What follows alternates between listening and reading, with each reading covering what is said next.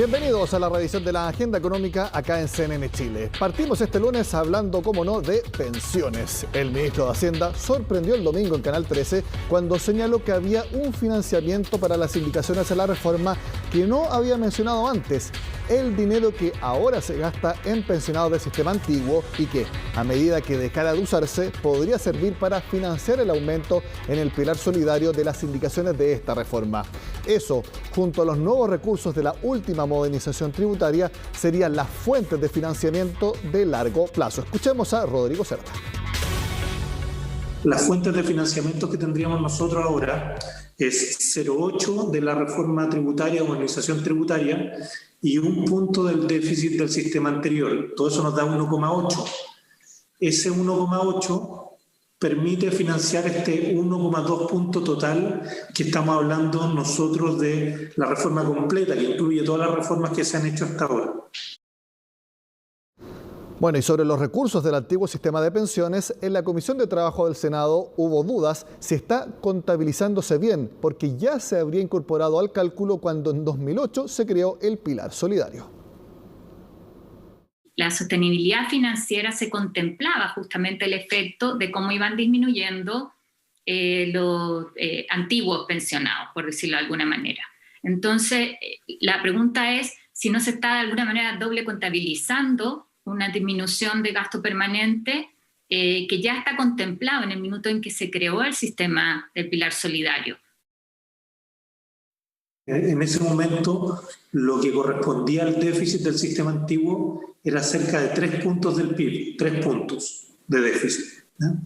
Y lo que se creó con el nuevo Pilar Solidario de ese momento, ¿no es cierto?, del año 2008, es que si usted mira en régimen, el nuevo Pilar Solidario cuesta 1,5, 1,5. Cuando hoy día vemos de nuevo cuáles son lo que estamos gastando en el déficit del sistema antiguo, hoy día estamos cerca de 1 punto. Como todavía queda 1 punto que ir disminuyendo, ese punto lo vamos a ocupar en el financiamiento de lo que estamos proponiendo ahora.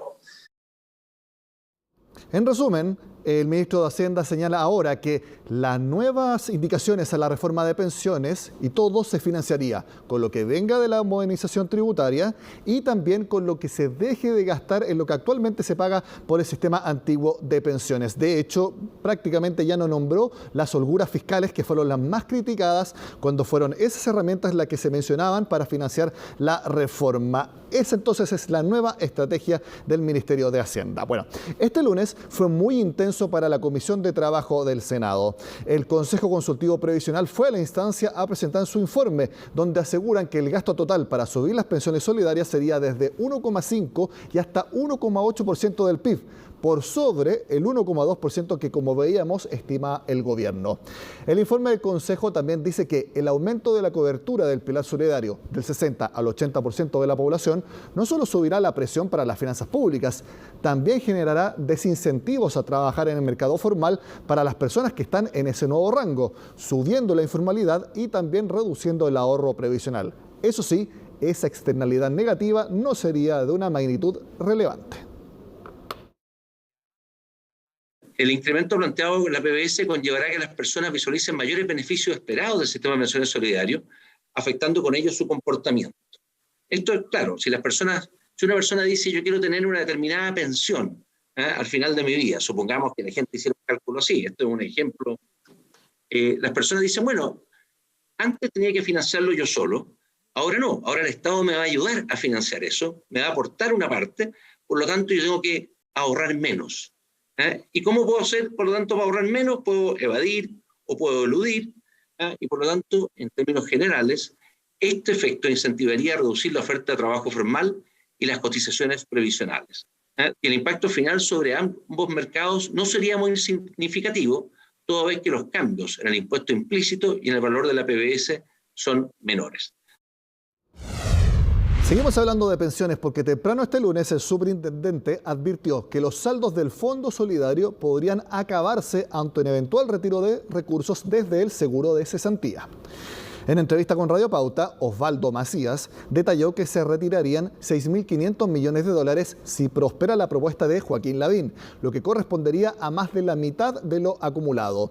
El Fondo de Seguro de Cesantía se compone por las cuentas individuales, con un saldo de 8.698 millones de dólares, y el Fondo Solidario de Cesantía por 3.751 millones de dólares. Hasta la fecha, más de 2 millones de personas ya no tienen saldo en sus cuentas, producto de lo que han sacado por la pandemia.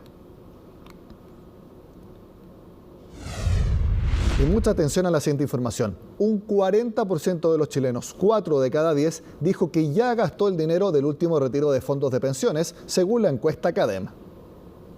La medición también señaló que también 40% de los consultados ahorró o invirtió los recursos, es decir, no era de extrema necesidad que los necesitaban. Y 18%, 1 de cada 5, aún lo mantiene para emergencias. El sondeo muestra que la mitad de las personas optó por retirar el primer y segundo 10%, mientras que 1 de cada 4 todavía no ha realizado ningún retiro.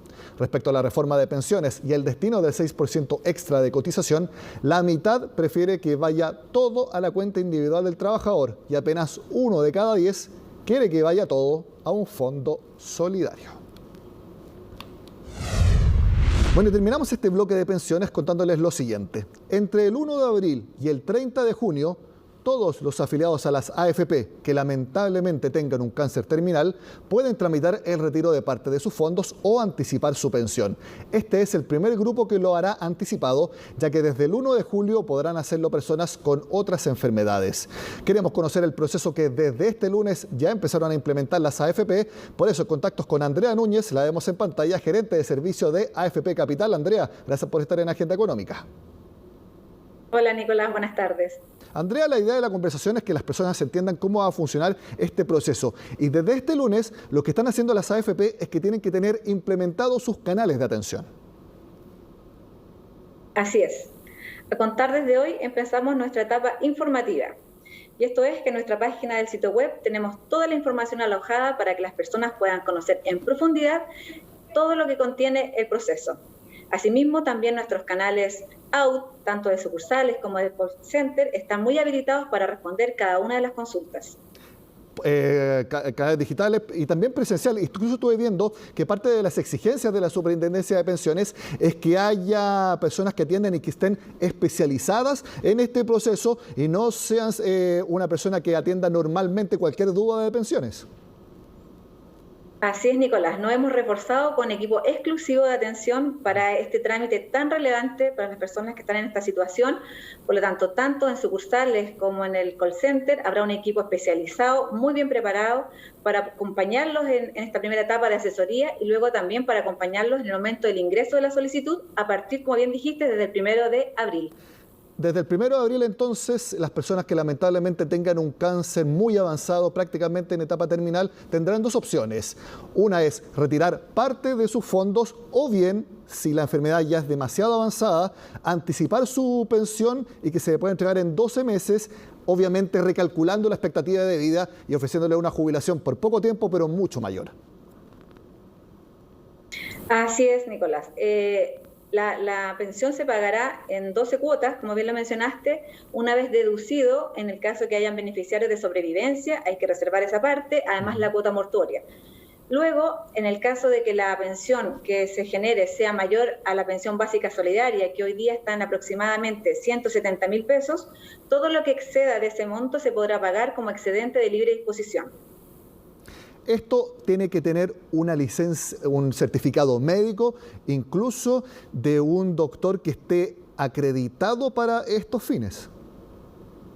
Así es, para dar inicio al proceso se requieren de dos documentos muy relevantes. Uno, el ingreso de la solicitud, cierto que ya lo mencionamos, que lo podemos hacer por todos los canales disponibles, y también por un certificado médico emitido por el jefe de unidad de cuidados paliativos.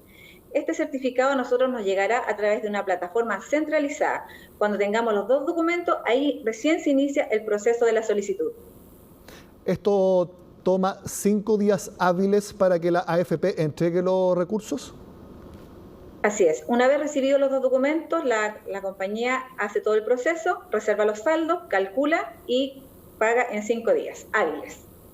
Uno se acuerda de los primeros retiros de fondos que eran mucho más días, ahora como van a ser menos personas y también ya las AFP tienen experiencia en pagar retiros anticipados, entonces por eso son solamente 5 días hábiles, a todos efectos una semana. Así es.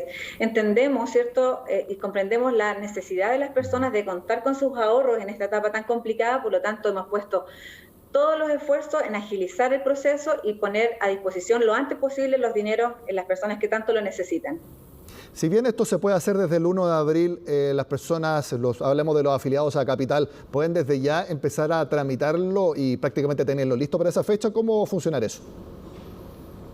Mira, hoy día nosotros contamos en nuestra página con un agendamiento remoto que consiste en dos sentidos. Uno, el poder acompañarlos en la asesoría. Todas aquellas personas que requieran una asesoría personalizada, lo queremos hacer vía remota y por supuesto también una asesoría cuando quieran ingresar la solicitud a contar del 1 de abril. Queremos estar en los dos momentos con ellos y hoy día ya pueden dejarnos esta solicitud para que nosotros lo podamos apoyar. Andrea, ¿tienen alguna información de cuántos afiliados de Capital puedan estar en esta condición de una enfermedad prácticamente terminal y quieran pedir el anticipo de la jubilación o retirar los fondos? Sí, según la información que tenemos de la estimación que hizo la superintendencia, más o menos 10.000 personas estarían en esta lamentable situación. ¿Y a Capital tienen alguna idea cuántos son de la AFP? Nosotros consideramos un 20%, que es nuestra participación de mercado, que nos deberían llegar entonces esa cantidad de solicitudes para iniciar el proceso. Andrea, como hablamos, esto entre el 1 de abril y el 30 de junio es para personas que tengan un tipo de cáncer en estado terminal, son varios tipos de cáncer. Desde el 1 de julio ahí se incorporan otras enfermedades que puedan tener las personas y que también estén en un estado muy avanzado. Sí, en esta primera etapa, la etapa transitoria, hay 22 enfermedades que ya están definidas para poder hacer ingreso a la solicitud. A contar del 1 de julio, todas las demás enfermedades que estén en esta condición pasarán a la evaluación de un consejo médico, quien determinará si corresponde o no usar este nuevo beneficio. En ese sentido, ¿puede ser algo que se necesite más información en el último proceso? Tendrán que solicitar la evaluación. Como les decía, será el consejo médico el que determine si corresponde o no que está en la condición para hacer la pensión anticipada por enfermedad. Andrea Núñez, gerente de servicio de AFP Capital, gracias por explicarnos este proceso. Que esté muy bien. Encantada, muchas gracias, Nicolás. Hacemos una pausa y al regreso les cuento cuánto creció la producción industrial de Chile en enero y febrero, que fue una de las razones de por qué subió nuevamente el cobre. Ya volvemos.